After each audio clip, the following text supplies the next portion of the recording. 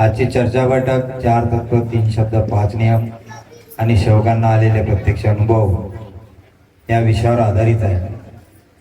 तरी मला बाबांच्या मार्गाविषयी विचारले। बाबांच्या मार्गाविषयी सर्व लोकांना त्याची थोडीफार का होईना कल्पना आहे,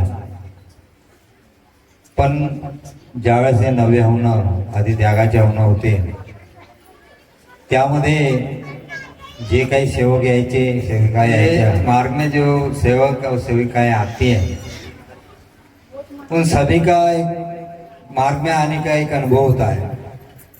और सभी सेवक मार्ग में आने के पहले बहुत दुखी कष्टी थे, इसी वजह से मार्ग में वो सब लोग आए हैं।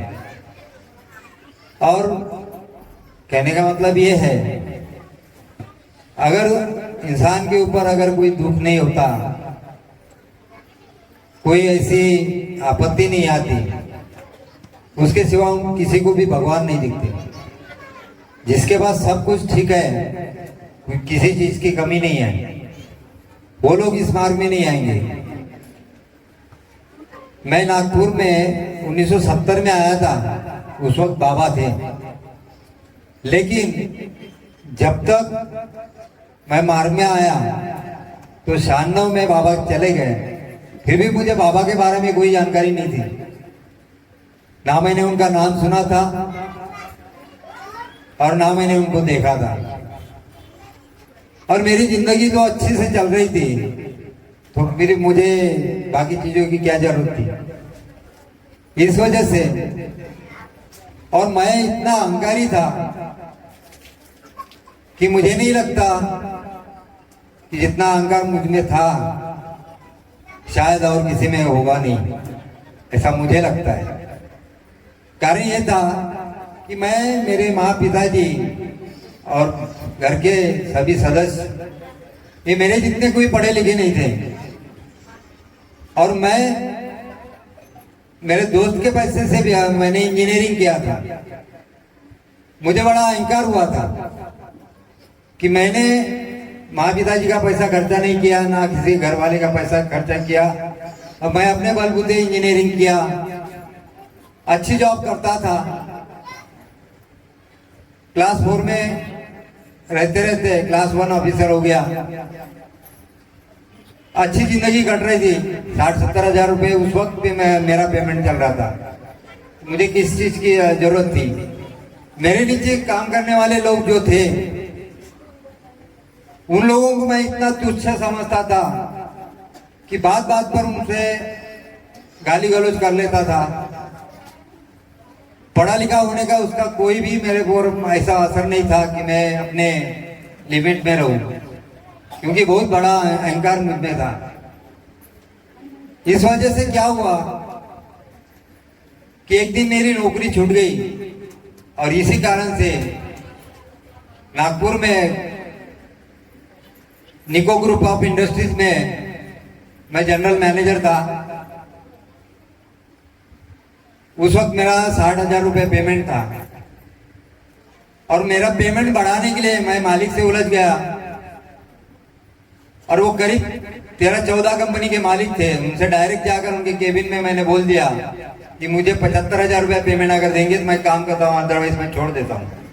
ऐसा बोल के तुरंत वहीं पर रिजिग्नेशन देके मैं बाहर निकल आया। वो घटना मेरे जीवन में इतना बड़ा टर्निंग पॉइंट हुआ कि मुझे खाने के लाले पड़ गए। आप लोग सोचेंगे नहीं, मुझे भीख तक मांगना पड़ा। अभी यहां बैठे हुए सभी लोग हैं, सभी लोगों को भरोसा नहीं होगा, लेकिन कहते हैं ना, भगवान के लाठी का मार जो है वो दिखता नहीं। वैसे ही मेरे साथ हुआ।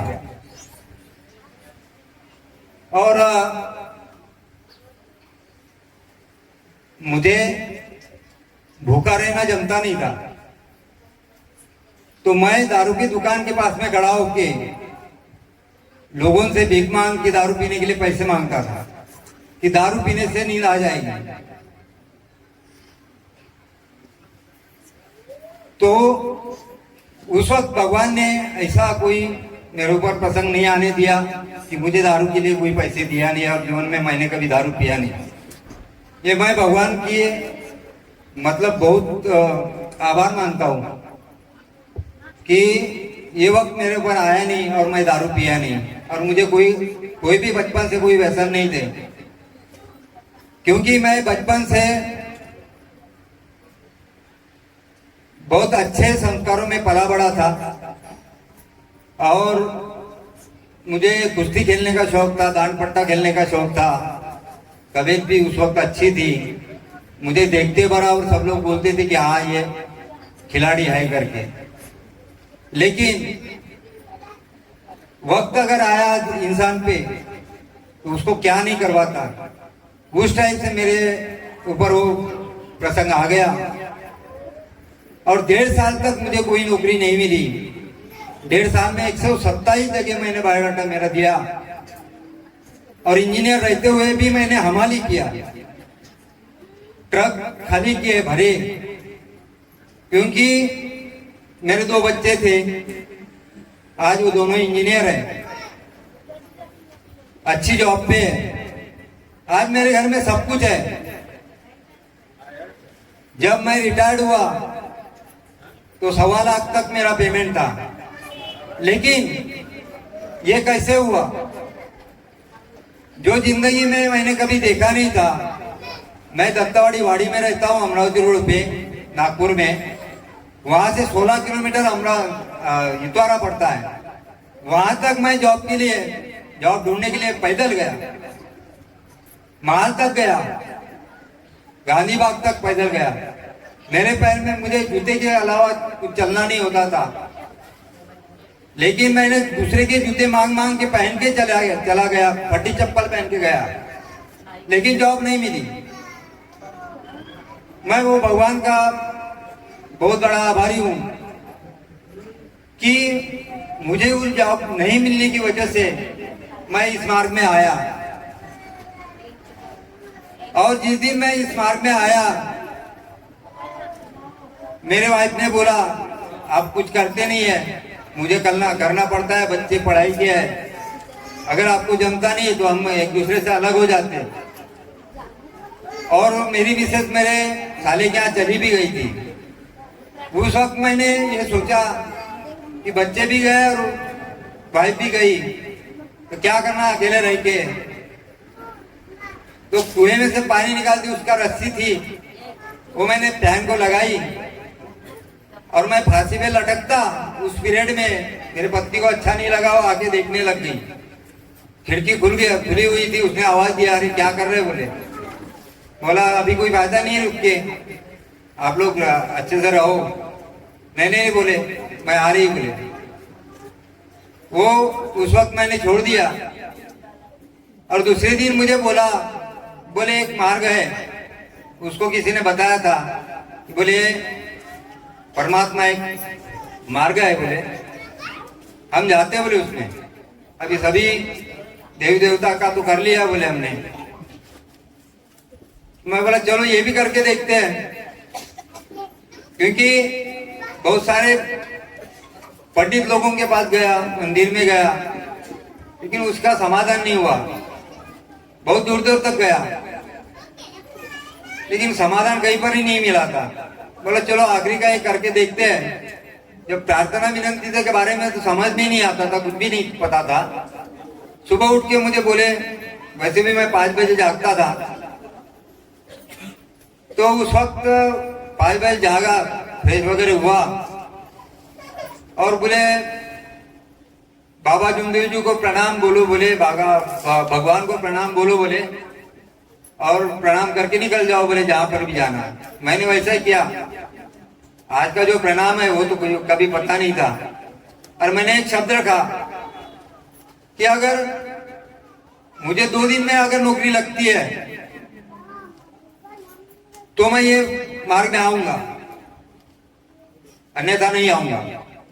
मैंने बोला, मिसेस को बताया कि मैंने ये जो तुमने दिया अगरबत्ती लगा, ये भी नहीं लगाने दूंगा। फिर भी मेरा अहंकार निकला नहीं था। तो बात ऐसी हुई कि मैंने वो बोला, और एक ट्रांसपोर्ट ऑफिस था, वहां जाके बैठा, वहां पेपर पढ़ा। अमरावती रोड पे बाजारगांव पेपर मिल करके था, वहां पर इंजीनियर की जगह खाली थी। मैं उनके ऑफिस में गया, वो भी वहां पर जाने के लिए मेरे पास में पैसे नहीं थे। मैं दूसरे को 10 रुपए मांगा और उससे बस में चले गया, वहां इंटरव्यू दिया। उसने पास तो किया, लेकिन बोले इंजीनियर की जगह 1 घंटा पहले भर गई।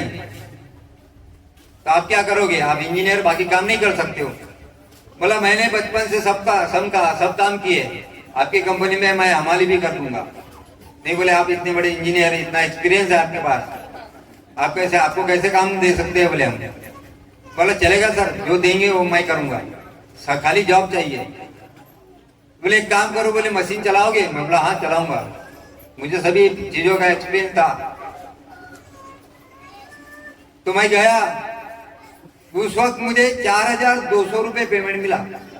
जो मैं हजारों रुपए कमाने वाला इंसान, 4200 रुपए पेमेंट मिला। वो मेरा 1 दिन का पेमेंट रहता था, वो महीने का पेमेंट मिला। तो ये सोचा मैंने, रात तक काम किया, घर में आया, मिसेस को बोला, 4200 रुपए तो मैंने जिंदगी में पगार पेमेंट उठाया नहीं। जब से मैं इंजीनियर हुआ तब से तो उठाया नहीं, अब क्या करें? बोले, अपने बच्चों की तरफ देखो, उसके बाद सोचो। उस वक्त मैं जब मशीन पे काम करता था, काले कपड़े रहते थे, काले हाथ रहते थे। उस वक्त मैंने सोचा, ये जो मन में मेरा अहंकार था पूरी तरह से निकल गया। जहां मेरे कपड़े को दाग नहीं लगता था, हाथ को दाग नहीं लगता था, वहां पर मैं पूरा काला हो जाता था। ऐसी कंडीशन में मैंने वहां पर 4 महीने काम किया। तो मालिक को लगा कि आदमी अच्छा ब्रिलियंट है, सब कुछ इसको आता है। तो उन्होंने मुझे हैदराबाद भेज दिया। उनका नया प्लांट चालू होने वाला था, वहां पर उसको बिल्डअप करने के लिए। वहां पर प्लांट हेड करके मैं गया, 1,14,000 रुपया पेमेंट दिया। 4,000 रुपया पेमेंट वाला आदमी ये रातों रात 1,14,000 रुपया पेमेंट पे पहुंच गया, वहां पर प्लांट हेड करके लग गया। उस दिन से आज तक मैंने पलट के पीछे नहीं देखा। Mahindra and Mahindra tractor company सुनाऊंगा अपने नागपुर में, वहां पर सीनियर मैनेजर करके मैं रिटायर्ड हुआ। तो ऐसा है कि जिंदगी में कितना भी आप पढ़े लिखे रहो, कुछ भी करो, अगर समय का मार मिलता है ना तो कोई साथ नहीं देता।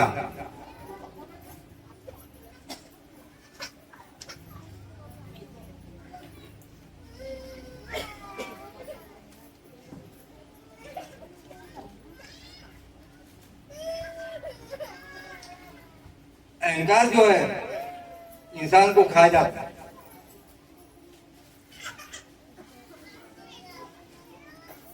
तो सभी लोगों को एक मेरा आज जोर की विनती है, अहंकार मत करना, सब चीज करना। इतना बोलता हूँ, अपनी वाणी को विराम देता हूँ। सबको मेरा नमस्कार। माननीय डोंगरे साहब ने हमें उन शब्दों से परिचित कराया जो शब्द अमूल्य थे। हम सभी सेवकों की ओर से डोंगरे जी को तहे दिल से आभार व्यक्त करता हूँ कि उन्होंने अमूल्य शब्दों से हमें मानव धर्म की शिकवन और आपके जीवन में आए हुए अनुभव को हमको बताया। तहे दिल से सभी सेवकों की ओर से बहुत बहुत आभार।